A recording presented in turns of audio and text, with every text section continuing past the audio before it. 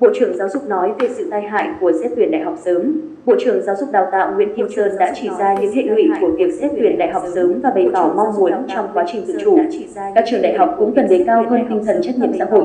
Tại hội nghị giáo dục đại học năm 2024 do Bộ Giáo dục Đào tạo tổ chức sáng ngày 9 tháng 8, góp ý về công tác tuyển sinh, Phó giáo sư tiến sĩ Trần Tiến Phúc, Phó hiệu trưởng trường Đại học Bách khoa, Đại học Quốc gia Thành phố Hồ Chí Minh kiến nghị xem xét bỏ phương thức tuyển sinh sớm, xét tuyển sớm. Thời điểm đó, các học sinh vẫn chưa hoàn thành chương trình đào tạo trung học phổ thông. Chưa kể, một số tư vấn viên khi tư vấn tuyển sinh đã đề nghị hoặc yêu cầu các học sinh phải đăng ký các nguyện vọng xét tuyển sớm lên đầu. Việc này là không đúng nhưng họ đã âm thầm làm. Tôi cho rằng như vậy sẽ thiếu sự công bằng, làm mất cơ hội của thí sinh, ông Phúc nói.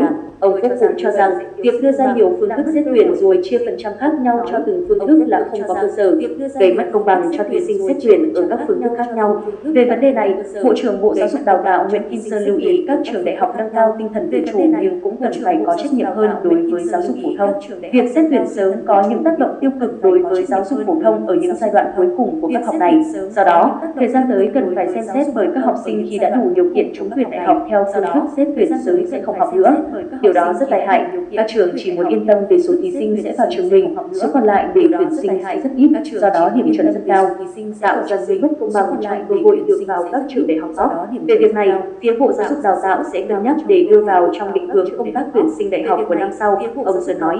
Bộ trưởng Giáo dục Đào tạo cũng lưu ý các trường không nên có quá nhiều các phương thức xét tuyển, càng đơn giản càng tốt, thuận cho thí sinh và xã hội.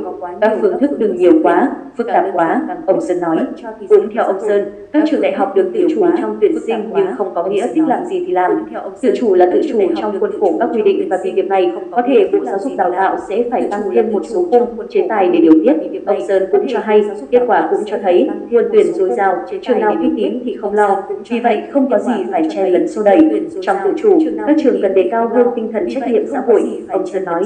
Theo Bộ trưởng, các trường phải hướng đến việc đáp ứng nhu cầu của người học ngày càng gia tăng về số lượng, chất lượng. Bộ trưởng Sơn cho biết số học sinh vào lớp 1 năm nay tới 1,9 triệu em. Số học sinh bình quân mỗi khối lớp từ lớp 2 đến lớp 11 là khoảng 1,63 triệu em. Trong khi số thí sinh dự thi tốt nghiệp trung học phổ thông năm 2024 vừa qua là khoảng 1,1 triệu. Như vậy, điều này cho thấy rất lạc quan về mặt số lượng nguồn tuyển vào đại học hàng năm. Với tỷ lệ này, con số những người vào học đại học sẽ tăng đáng kể từ năm 1.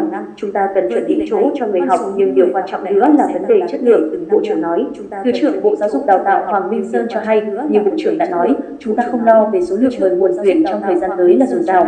Trách nhiệm của chúng ta là đảm bảo chất lượng, từ đó nâng cao tư duy của người học, từ hình thức chuyển sang thực chất và hiệu quả. Về công tác tuyển sinh trong năm học tới, theo Thứ trưởng Sơn, Bộ Giáo dục Đại học cần khẩn trương phối hợp để có dự thảo sớm nhất, thực hiện chỉ đạo của Bộ trưởng, đơn giản hóa, đảm bảo chất lượng cũng như công bằng cho thí sinh. Các trường thực hiện tự chủ nhưng không có tác động xấu, cần có tác động tích cực hơn tới giáo dục phổ thông. Thực hiện tự chủ nhưng không có tác động xấu, cần có tác động tích cực hơn tới giáo dục phổ thông.